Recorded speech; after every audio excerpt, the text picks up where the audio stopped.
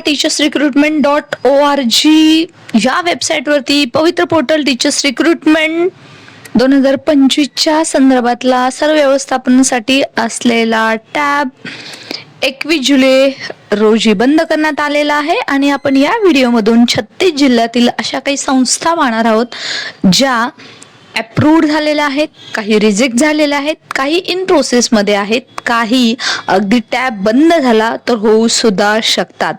या प्लॅटफॉर्मच्या माध्यमातून तुम्ही पाहणार आहात 36 जिल्ह्यातील झेडपी असेल, खाजगी संस्था असेल, मनपा असेल, नपा असेल, पैसा क्षेत्र असेल, सगळीच पोर्टल भरतीची अपडेट. So stay connected. आपलं व्हॉट्सअप टेलिग्राम जॉईन करा. याच व्हिडिओच्या डिस्क्रिप्शन बॉक्समध्ये लिंक आहे आणि अशाच माहितीसाठी प्ले स्टोअर मधून A+ गुरु ॲप डाउनलोड करा. तुम्हाला ही सर्व फाईल न्यूज अँड हायलाइट मध्ये पाहायला मिळणार आहे. आजच पाहून तुमच्या जिल्ह्यातली कोणती एखादी संस्था यामध्ये आहे का ते चेक करा. शेवटपर्यंत पाहायला विसरू नका. याच्यावरती सोल्युशन काय असेल. 21/7/2026 चा रिपोर्ट पाहतोय. सकाळी 8 वाजता roster and advertisement status report पाहतोय. 36 जिल्ह्यातला रिपोर्ट तुम्हाला इथंच मिळणार आहे मागाशी सांगितल्याप्रमाणे. परंतु या जिल्ह्यातल्या काही संस्थांची आपण यादी पाहतोय. त्याच्यामध्ये बऱ्याच संस्था आहेत त्या एंटर्ड आहेत, काही रिजेक्टेड आहेत, काही एंट्री लेवलला आहेत आणि काही फॉरवर्डेड सुद्धा केलेले आहेत, काही अगदी नॉट एंटर सुद्धा आहेत. आणि म्हणूनच अगदी एकाच दिवसाची मुदतवाढ या संस्थांसाठी आपलं काम करण्यासाठी मिळालेली आहे. 12 वाजेपर्यंत जेवढ्या संस्थांचं काम होणार आहे तेवढ्या पोर्टलवरती येणार आहेत. परंतु पोर्टलवरती ज्या जागा ऑलरेडी पूर्णतः अप्रूव्ड झालेल्या आहेत, एक्सेप्ट झालेल्या आहेत, त्यांची ही यादी नसून ज्या संस्था पोर्टलवरती येऊ शकतात पहिल्या टप्प्याच्या विथ इंटरव्ह्यू राऊंड मध्ये, काही अगदी संस्था विदाऊटला सुद्धा येऊ शकतात, त्यांच्या सध्याची परिस्थिती आपण पाहणार आहोत. आणि या संस्था सोडून बाकीच्या संस्था आहेत त्या अप्रूव्ड झालेल्या आहेत. त्यामुळे तुम्ही जिल्हा वाईज इथं माहिती पाहताय. PDF तर तुम्हाला ॲपमध्ये पाहायला मिळणारच आहे, जेणेकरून तुम्हाला डिटेल्स पाहता येतीलच. आता याच्यामध्ये परिस्थिती सध्याची काय आहे पहा. सध्या आपण इथे अहिल्यानगरची श्री मनोहर दास बाबा शिक्षण प्रसारक मंडळ सायखिंडीची संस्था पाहतोय. तर इथं कसं आहे, रोस्टर एंट्री लेवल आहे, नॉट एंटर्ड आहे. त्याच्यासोबतच श्री लक्ष्मीनारायण प्रतिष्ठान श्री शिवाजीनगरची संस्था पाहतोय. अहिल्यानगरचीच आहे परंतु ती रिजेक्ट करण्यात आलेली आहे. म्हणजे काय मित्रमैत्रिणींनो, काही संस्था अगदी प्रायमरीच्या आहेत, काही सेकंडरीच्या आहेत, हे सुद्धा आपल्याला याच PDF मध्ये पाहायला मिळणार आहे. बरं, याच्यामध्येच ज्या काही प्रायमरी आहेत त्याच्यामध्ये जरी अप्रूव्ड असल्या, रोस्टर तपासणी अप्रूव्ड असल्या, तरी पोर्टलवरून रिजेक्ट वेगवेगळ्या कारणानुसार करण्यात आलेल्या आहेत. अशीच परिस्थिती आहे अकोला जिल्ह्यातल्या अहिल्यानगर मधल्या जवळपास या आपण 11 संस्था पाहतोय ज्या सध्या येतील की नाही, शेवटच्या स्टेज पर्यंत काय होणार आहे सांगता येत नाही. म्हणजे ह्या क्रिटिकल झोन मध्ये या संस्था आहेत. त्याच्यासोबतच आता अकोल्याची आपण परिस्थिती पाहतोय. अकोल्यामध्ये तर पाहू शकता तुम्ही, रोस्टर तर अप्रूव्ह केलेला आहे, ओके, परंतु खाली रिजेक्ट केलेला आहे. ठीक आहे, हे तुमच्या लक्षात येतच असेल. आता बघा, अप्रूव्ड आहे, फॉरवर्डेड आहे, त्यामुळे ग्रीन झोन मधल्या आहेत ना त्या पोर्टलवरती येतीलच.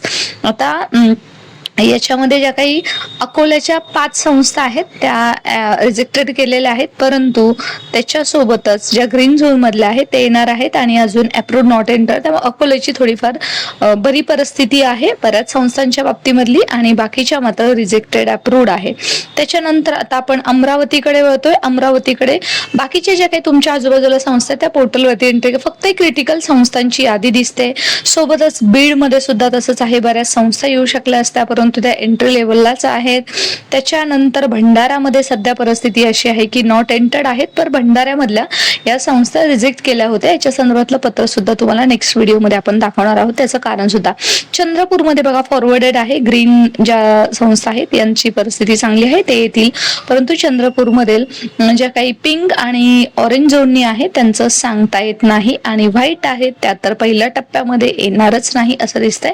प्रायमरीचे आहे. त्याच्यानंतर संभाजीनगरची सुद्धा अशीच परिस्थिती आहे. इतक्या दिवस यांनी केलं काय, धाराशिव सुद्धा अशीच परिस्थिती आहे. जास्त संस्था पोर्टलच्या पहिल्या टप्प्यामध्ये येऊ शकल्या असत्या. म्हणजे काय, पहिला टप्पा आणि दुसरा टप्पा भरती मात्र मोठी होते, कारण या जागा दुसऱ्या टप्प्यात येतीलच, याच्याबद्दल शंकाच नाही. धुळ्यामध्ये पहा, अप्रूव्ड आहेत.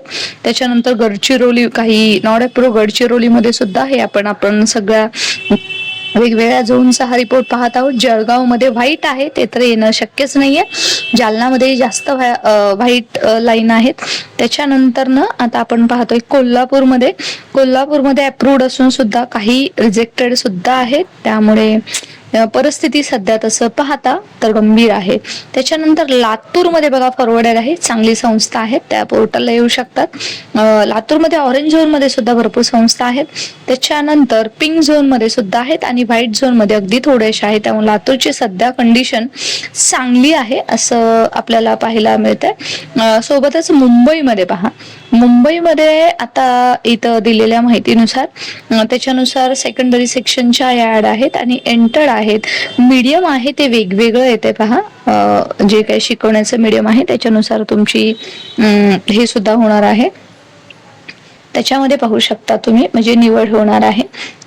त्याच्यानुसार तुम्ही पाहू शकता की रिजेक्टेड मध्ये आहेत. नागपूरमध्ये सुद्धा तीच कंडिशन आहे. नांदेडमध्ये अप्रूव्ड आहेत पण रिजेक्टेड आहेत. त्यामुळे थोडक्यात काय, या ज्या सगळ्या संस्था आहेत, पुण्यामध्ये सुद्धा तसंच पाहतोय, रायगडमध्ये तसंच पाहतोय, रत्नागिरीमध्ये आपण पाहतोय, सांगलीमध्ये, अगदी सातारामध्ये तीच कंडिशन आहे, सिंधुदुर्ग पण सोडला नाहीये, सोलापूरची तीच कंडिशन आहे. हे सगळं तुम्ही पाहताय. ठाणे पहा, त्याच्यानंतर ठाण्याची परिस्थिती चांगली आहे. प्रचंड प्रमाणात मोठ्या संस्था आज पोर्टलवरती येतात आहे. त्याच्या पुढच्या डिटेल्स आपण या चॅनलवरती देणार आहोत. सबस्क्राईब करून नोटिफिकेशन ऑन करा, जेणेकरून तुम्हाला ऑथेंटिक माहिती मिळेल. ठाण्याचं पहा आणि वर्धाचं एकच अप्रूव्ड आहे. त्याच्यानंतर अजून रिजेक्टेड आहे अप्रूव्ड करून सुद्धा. वाशिमचं सुद्धा तीच कंडिशन आहे, यवतमाळचं सुद्धा आहे. म्हणजे जवळपास थोडक्यात एक लक्षात घेतलं तर 556 संस्था आहेत त्या अगदी 21 जुलै एक दिवसाची मुदतवाढ देऊन सुद्धा पोर्टल वरती येतील की नाही याच्यावरती शंकाच आहे. आता बऱ्यापैकी ज्या ग्रीन झोन मधल्या आहेत त्या अप्रूव्ड होतच आहेत, त्याच्याबद्दल वादच नाहीये. त्याच्यानंतर ज्या पिंक झोन मधल्या आहेत, कलर मध्ये दिलेल्या आहेत, ऑरेंज कलर मध्ये दिले आहेत, त्यांची सुद्धा एका दिवसात काम होणं शक्य आहे, कारण त्यांचं ग्राउंड लेवलचं काम झालेलं आहे. परंतु ज्या ऑलरेडी रिजेक्ट आहेत आणि व्हाईट कलरने त्यांनी जे काही ह्या 36 जिल्ह्यातला आपण वेगवेगळा रिपोर्ट पाहतोय त्याच्यानुसार अशी कंडिशन आहे. म्हणजे ह्या फक्त 556 जरी तुम्हाला संस्था दिसत असल्या ना, तरी याच्यामध्ये असणाऱ्या जागा प्रचंड प्रमाणात आहेत. कारण एका संस्थेचं फक्त नाव आहे, त्याच्या वेगवेगळ्या शाळा सुद्धा असतात.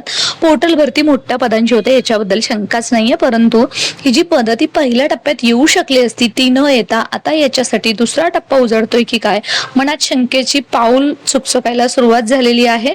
त्यामुळे सर्वात महत्वाचं, पोर्टल भरतीला मुदतवाढ मिळावी की नावेडावी याच्या संदर्भात आपण पोल पण घेतला होता.